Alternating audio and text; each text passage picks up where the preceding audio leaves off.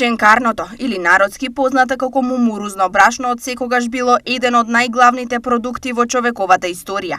Кај нас тоа имало исто така огромна примена, но популарноста ја стекнува како основа за подготвување на прочуениот, но и малку подзаборавен качамак. Како се подготвува мумурузното брашно за ова јадење? Зрното прво, кога се ожнее, се чисто зрно.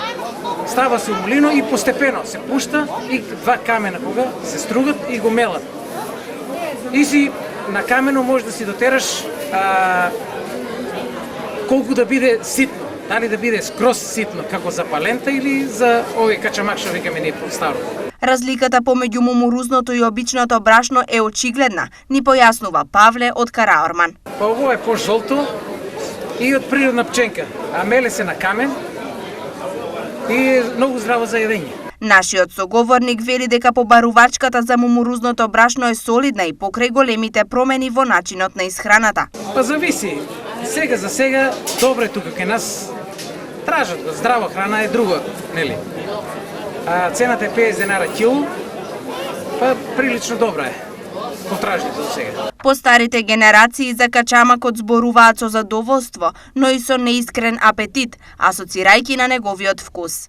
Послабо, ние постара генерација, помладите не верувам добро. Тоа се прави со свинско месо, знаеш? Он се брка, варе се додек водата да заврие, па се брка, да добие една смеса така по-густа. И после тоа кој милува со свинско месо. Запржи се месото, посипе се, некој може некој малку и црвено пиперче така умрснато да биде повкусно. Тоа е старо јадење и многу е добро за здравието. Со било што може се направи да се и со сирење, после му издробиш од озгора, кад се свари со било што, со месо, укус кој како има.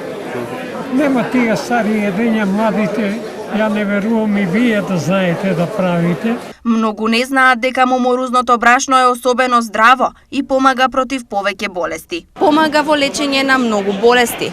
Добро е при тврда столица и хемороиди, а исто така спречува и покачување на крвниот притисок, дијабет и кардиоваскуларни болести. Сите кои денес излегува на градскиот пазар во Штип можеа да најдат се што ќе посакаат, и тоа по следниве цени. Компир 50, зелка 60, млад кромит 25, марула 40 и 50, лимон 60, банана 70, мандарина 60, кива 60, јаболко 50 и спанак 100 денари за килограм.